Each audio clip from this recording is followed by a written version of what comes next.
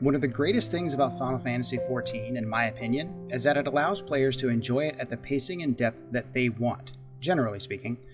In terms of content, there is plenty of high difficulty combat and lengthy non-combat grinding for mounts, gear, titles, and bragging rights, but if that's not your thing, you're not really missing out on anything vital. The game puts a massive focus on its casual and single-player content.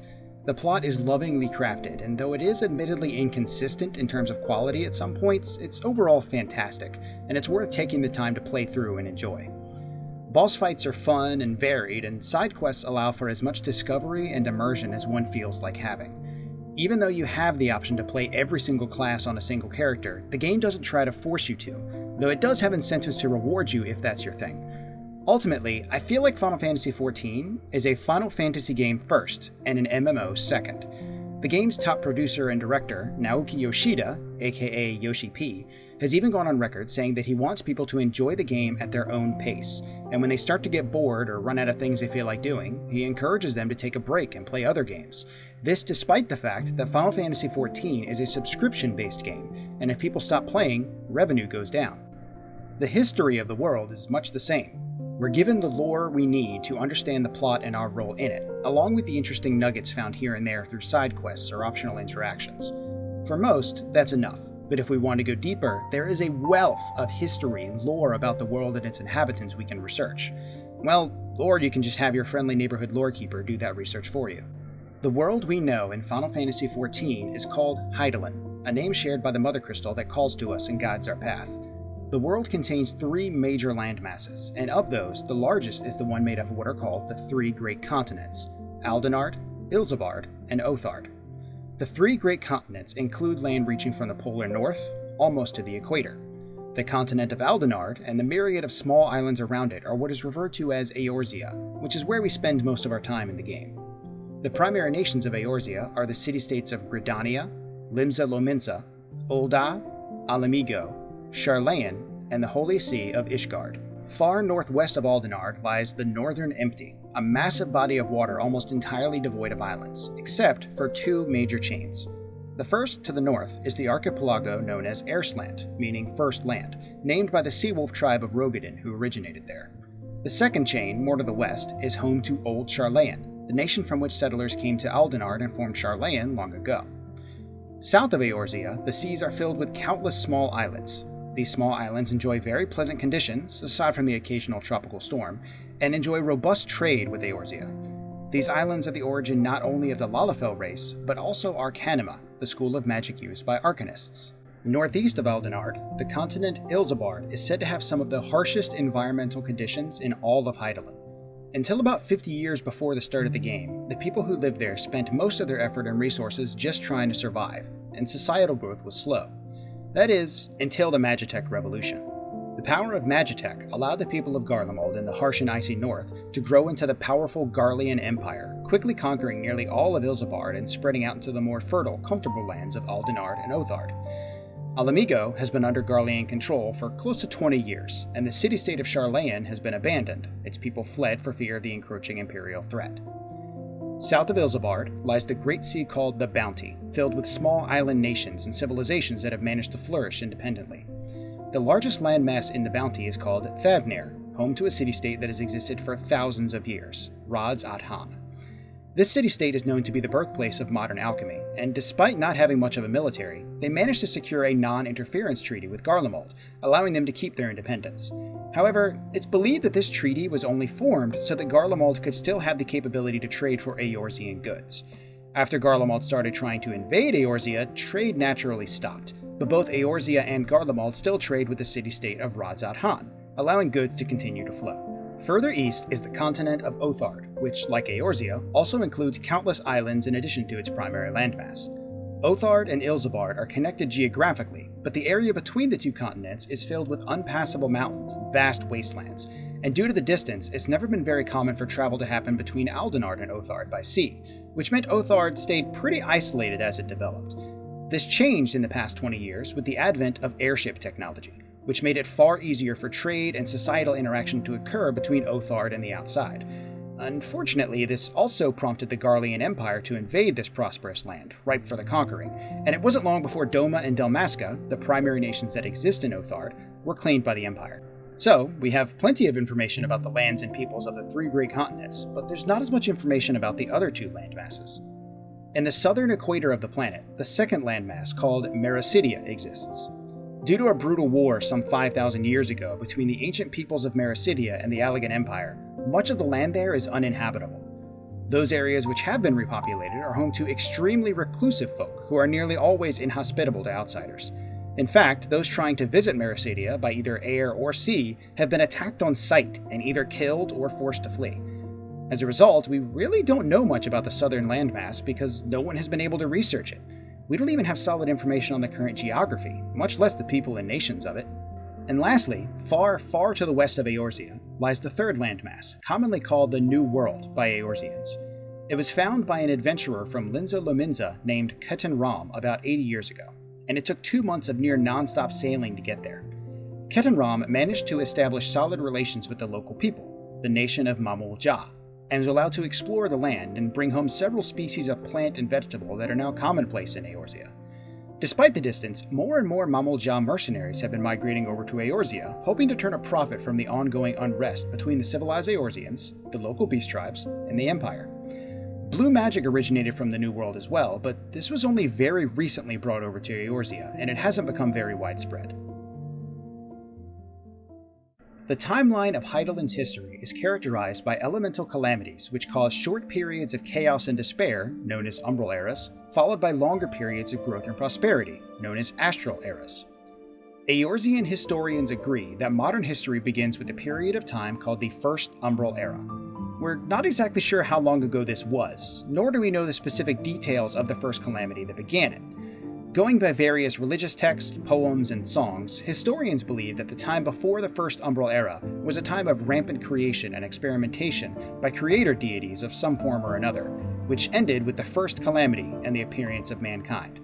Historians theorize that the first calamity was a calamity of wind, likely involving supermassive hurricanes and tornadoes. This theory is corroborated by the tales of the Mughals of Moghom, who speak of a wind-driven disaster which occurred before any of the other known calamities. After an unknown amount of time, the first astral era began as mankind's primitive ancestors discovered fire, agriculture, animal husbandry, and eventually crude metalworking, heralding the end of the first umbral era. Nomadic hunters and gatherers settled down into villages which grew, advanced culturally and technologically, and eventually became kingdoms ruled by monarchs. In time, the kings turned the efforts of the people from the creation of tools to the creation of weapons, and warred with each other, trying to expand their kingdoms. Despite rampant war, mankind continued to thrive, grow, advance, and multiply. Forests were cut down to make room for farms, mountains were gutted, and smoke filled the skies as more and more metal was harvested and forged into weapons. Mankind continued to crush and take all it could from nature, and eventually, nature decided it had had enough. The second calamity was one of lightning. Volcanoes erupted, filling the sky with black smoke and ash, blocking out the sun and covering the world in darkness. And from that black sky, lightning began to rain down. Lightning so powerful and blazingly hot that it boiled lakes, raised entire fields, and blasted apart stone walls and fortresses with impunity. And this didn't just happen for a day or for a week. Fierce, destructive lightning rained down upon the world for an entire year. Fearful that the gods had decided to wipe mankind from the planet, the people abandoned their homes and fled into deep underground caverns to get away from the lightning. Unfortunately, living below ground wasn't much safer, because the caverns became breeding grounds for pestilence and disease. Watching their families die slow, painful deaths, trapped in near total darkness and without any of the comforts and amenities that they had taken for granted, the people had only one path left to give them hope and ward off despair: the path of fervent prayer. Theologians believe that the desperation and focused prayers of the people resulted in the very first magical incantations. Relying on these primitive magics, believing them to be signs of forgiveness and salvation from the gods, the people managed to survive until the skies finally cleared.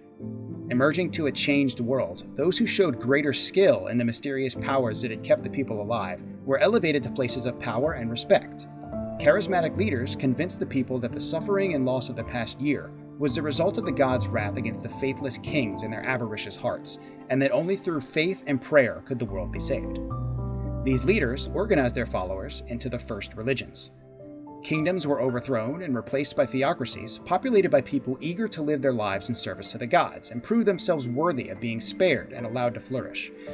Religious leaders convinced people to build massive temples and monuments and adorn them with riches and other tributes to keep the gods happy and prevent their wrath from again falling upon the world. Painters and goldsmiths perfected their arts to produce offerings that would decorate the temples, and metalworkers refined their craft and learned how to create superior weapons and armor of steel to protect the temples and riches of their gods. As time went on, religious leaders held absolute power over the people, and inevitably, they were corrupted by this power. Religious organizations began to war with each other, leading to a dark age of holy wars, witch hunts, genocide, and slavery. Fields and cattle were left unattended as the people were drawn into the wars, or killed in them, and as a result, famine began to spread. The rich became richer from the spoils of their holy wars, but there was little to spend the money on since the common people were no longer able to produce enough food for themselves, much less create surplus to sell off or works of art and beauty to sell. Eventually, it is believed that the gods themselves decided they were tired of their names being used to control, abuse, murder, and steal, and that the hubris of mankind needed to once again be punished. And so, the third calamity fell upon the world, the calamity of fire. The sun swelled and temperatures rose. The heat burned fields, caused droughts, and sapped the life from the land, leading to widespread famine and death over the period known as the Third Umbral Era. Eventually, the sun's wrath faded, and people once again began to reorganize, rebuild, and return to a state of prosperity. Drawing what knowledge they could from their past mistakes, the people believed that trying too hard to appease the divine was the cause of the third calamity, and that while they should respect the gods, they should also keep a safe distance from them, as opposed to making them the primary focus of their lives. And so, faith in the divine began to turn to faith in the self. Mankind focused on what they could accomplish with their own will, intelligence, resourcefulness, and strength. Civilization and technology began to advance more rapidly than ever before, and before long, the Third Umbral Era gave way to the Third Astral Era. It was during this era that the man named Zand would build the massive Allagan Empire. The most notable and influential invention of this empire was the creation of aetherochemistry. Zand wisely chose to appoint talented users of magic, whom he called mages, to places of influence and authority in his growing empire, using them not only for war, but to research ways of using magic to improve the lives of the people and assure their continued prosperity. The mages discovered that the best way to do this was a merging of technology and magic, applying the principles of magic they had discovered to the existing scientific knowledge, techniques, and tools at the Empire's disposal. The resulting technologies not only multiplied the combat strength of the Empire, but was integrated into every single level of Allagan culture, making life easier and more enjoyable for everyone. There's a great deal more to say about the Allagan Empire and their creations, but I'd like to save that for another video. What you do need to know, however, is that in time, the Allagan Empire spanned the entirety of the three great continents, and then set its sights on the southern landmass of Mericidia.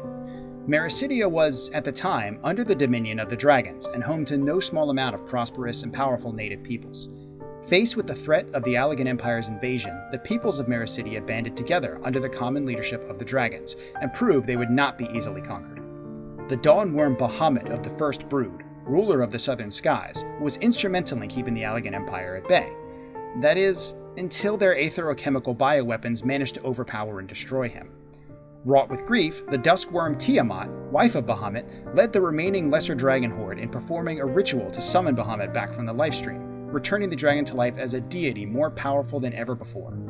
Her kin of the First Brood attempted to dissuade her, but she ignored them, much to her eventual regret. While they succeeded in the summoning, what rose to the skies was not the noble king, but was instead a bloodthirsty tyrant who would one day be called the Dreadworm Bahamut. The Empire, meanwhile, had made leaps and bounds in the field of aetherochemistry, spurred on by the ongoing war, and had discovered that the icons, or deities summoned by the southern people, such as the resurrected Bahamut, could be captured, tamed, and used as massive sources of energy.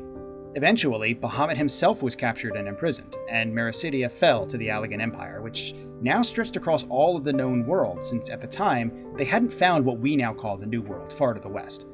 His victory didn't keep Zand content for long, and he found himself hungering for more war and destruction, unable to enjoy the peace his empire had won. He and his followers had the imprisoned Bahamut encased in a massive iron sphere, and sent into the heavens to orbit around the moon, where the fire-aspected icon could better harvest the energy of the sun, with the intent of using the collected energy to tear open a massive gate to the void, beckoning the Cloud of Darkness and her minions to invade Hydaelyn and return the world to a state of war and bloodshed. The first part of the plan worked great, as Bahamut's prison collected fire-aspected aether en masse from the sun's light and beamed it down to the Allagan Crystal Tower. The tower itself had no problem absorbing the energy, but the Allagan engineers who designed it had made a fatal miscalculation. The Earth beneath the Crystal Tower was not as successful in bearing the force of the incredible flood of energy pouring down from above, and it began to collapse, taking the tower with it. This triggered a chain reaction of earthquakes that rocked the land throughout the entirety of the world, causing widespread destruction and death on a scale never seen before. And this event is what is known as the Fourth Calamity, the Calamity of Earth, and signaled the beginning of the Fourth Umbral Era. The Fourth Era is also known as the Forgotten Age, because we have so little knowledge of what happened during it. It was decided that unchecked lust for knowledge was the cause of the recent calamity, and so began a war on learning, as the fearful people decided that knowledge hidden by the gods should remain hidden. Allagan technology, now mostly powerless anyway since it relied on energy from the Crystal Tower, was destroyed. Books were burned, parents were forbidden from teaching their children to read, and the church held full control over what was and was not allowed to be taught. They even invented their own new script, taught only to privileged individuals in the church, so that they could keep the masses illiterate and ignorant out of fear. Civilization took a massive step backward, becoming more similar to the Second Astral Era. The Fourth Astral Era lasted approximately 1,500 years, a fact which historians were only recently able to confirm when they discovered surviving historical logs on the abandoned Allagan floating continent of Aziz La. It ended with the Fifth Calamity, the Calamity of Ice. Much like the era preceding it, we have very little information as to what the calamity actually entailed, outside of a seemingly endless, bitterly harsh winter which caused catastrophic death and famine. Similar to the Calamity of Lightning, the people's only hope was prayer to the gods to save them. Just as before, this focus and prayer led to the discovery of new magics, which helped to alleviate the suffering of the people and help them survive until the winter finally broke. The people once again began to spread out, repopulate, and build towns, which would eventually grow into cities, as the Fifth Umbral Era gave way to the Fifth Astral Era. Cities chose specific patron deities as their protectors, and naturally, conflicts began to rise as differing cultures squabbled over superiority and natural resources. However, the growing nations were not obsessively focused on the gods or on technology, but rather were defined by their magics. Of course, the use of magic came at a cost, since it works by drawing in aether from the world around the user. Different magic has different sources, but ultimately it all comes from the planet, and the overabundance of magic being used slowly drew life from the world, the plants, and the animals. As the cities became larger and more advanced, the lives of the people became easier, and as more and more magical marvels were created, the natural world suffered. It was during this time period that black magic was discovered by Shitoto of the city of Mach, and white magic was discovered by the mages of Amdapor. The other city-states also worked tirelessly to perfect and strengthen their own magics and delve deeper into understanding the secrets of the arcane. On the surface, everyone presented a face of peace and the pursuit of knowledge, but just below the surface, it was clear that each city was honing their combat magic as well, preparing for war. Mach reached deeper and deeper into the darkness, harnessing the power of the void to build a vast army. Amdapor created armies of stone guardians, building statues and animating them with the power of white magic. Other cities, such as Nim, with its scholars of Arcanima who fought alongside axe-wielding marauders, kept their eyes locked on Mach, knowing that an invasion from the Dark City was just a matter of time. It's not known what the spark was that finally ignited the fires of what would be known as the War of the Magi, but I'd be willing to bet that the dwindling etherical energy around these cities was a factor. Ultimately, the several hundred-year war, which steadily strained the planet with the abuse of magic, brought about severe elemental imbalance, which the world had no choice but to correct.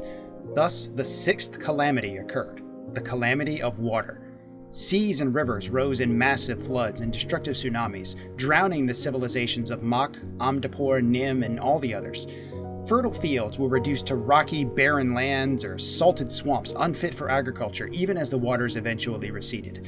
Entire populations drowned, and many of those who had fled to higher ground eventually met their end anyway, or abandoned their previous homelands as they returned to lands no longer fit for habitation. The survivors, once again deciding to blame magic and the pursuit of secret knowledge for the calamity, fought to bury, burn, or banish as much magical knowledge as they could, resulting in much of the great magic of Amdapor, Mach, and Nim being forgotten. However, in time, this hatred and distrust of magic faded, and magic again became commonplace, though admittedly at a much lower, more controlled pace.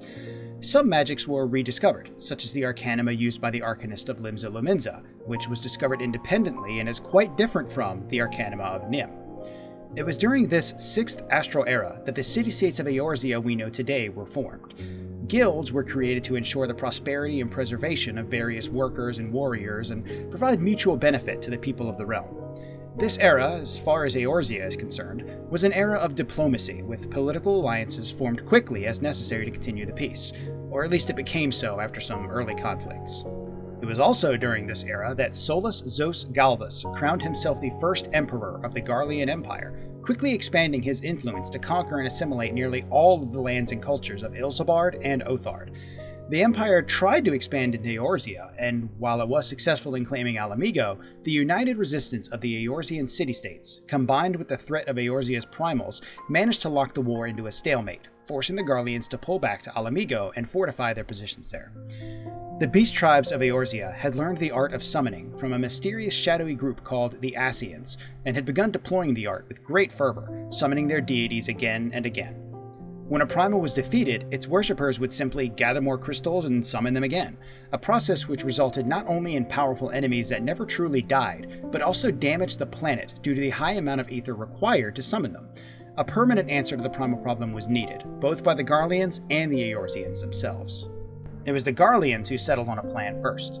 Through study of ancient Allagan artifacts, it was discovered that the lesser moon Dalamud was not a normal moon. The Empire as a whole didn't know exactly what was in there, but they knew it was a source of incredible power, which could be harnessed as an invincible weapon against Eorzea's people and primals. Thus, Project Meteor began. In order for the project to be successful, it was vital that the Empire control key places of high ethereal concentration, and to collect a massive amount of crystals from the lands of Eorzea, prompting them to begin the assault on Eorzea once more. As conflict escalated between the armies of Garlemald and the Eorzean alliance, matters became even more dire when it was learned that the dissipating aether of the defeated primals was not returning to the planet like it should have, but was instead being consumed by Dalamud, increasing its power even further, while draining the life of the land.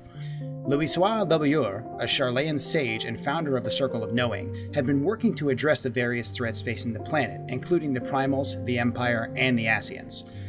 The war reached a climax at the Battle of Cartano beneath the glowing crimson light of Dalamud as the Garleans' machinations pulled it down from the heavens. Both armies brought to bear all the might they could muster, the Garleans unveiling powerful new Reaper-class Magitech armor, and the adventurers who would one day be called the Warriors of Light, rallying the Eorzean army and pushing back. As Dalamud descended, Louisoix and his allies enacted their plan of summoning the 12 to push Dalamud back into the skies and away from the planet. And then...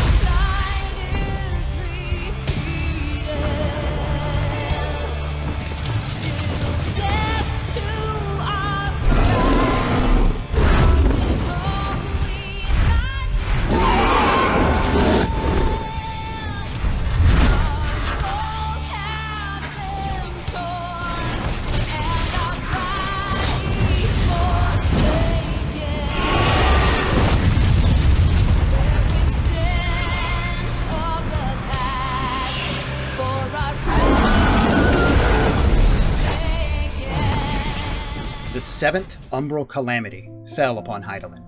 The dreadworm Bahamut, filled with 5,000 years of rage at his imprisonment, assaulted all those beneath him indiscriminately, causing widespread death and destruction. The battle was forgotten completely as the soldiers of both armies fled in panic, thinking only of preserving their lives in the face of this newly freed primal's wrath. Having failed to prevent the fall of Dalamud, Louisoix redirected the power of the 12 in an attempt to imprison Bahamut once more, but the dragon's fury would not be contained, even by the power of the gods. Bahamut shattered these new bonds before they could fully close, and gathered his power to unleash an even greater attack that would annihilate everything around it for miles, potentially destroying nearly all of Eorzea. Louisoix cast a spell first at the realm's greatest heroes, the Warriors of Light, knowing that no matter what happened, the world would need them and that they must not be allowed to die here. His magic swept them away from Cartanu through time itself, sending them 5 years into the future. Then, Louisoix gathered all the ambient aether left over from the failed attempts of the 12, harnessed in his heart and mind the prayer for salvation and peace of the people of Eorzea, and ascended to a higher being himself. Louisoix became the Phoenix, symbol of rebirth, and engaged Bahamut directly, managing to land a lethal blow before the Dreadworm could unleash its final attack. Louisoix then attempted to immediately disperse the power of the Phoenix and return it to the planet. Sadly, the fury of Bahamut's spirit would not be defeated so easily, and though his body was destroyed, his will remained. Not only did Bahamut prevent his own power from fading away, but he stole the dispersing might of the Phoenix and descended deep into the planet. Bahamut's flesh was swallowed into the ground, along with much of the still functioning mechanical structures of Dalamud. Unfortunately, no one can really remember any of this, because the incredible magical power harnessed by Louisoix and that of the Dreadworm, combined with the panic and terror at Bahamut's appearance, resulted in the witnesses being unable to remember what happened after the initial summoning of the 12 against Bahamut. We only learn this ourselves after completing the raids known as the Binding Coil of Bahamut, where we fight not only the enslaved spirit of the Phoenix, but the core of Bahamut itself, finally destroying the Dreadworm for good and dispersing its aether back to the planet.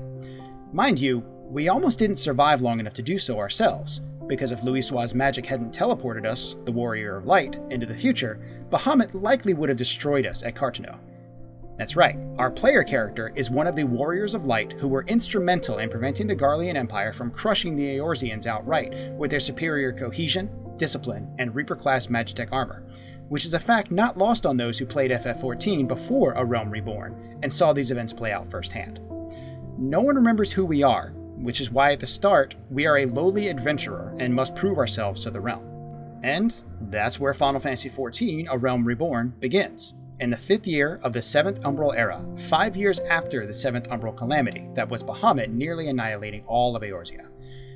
There's so much more history we can dive into that occurs before the game even begins for us, not to mention all the lore we could talk about that exists alongside our adventures in the present. If there's something in particular you'd like me to focus on next, go ahead and let me know in the comments below. Until next time, folks, may you ever walk in the light of the crystal.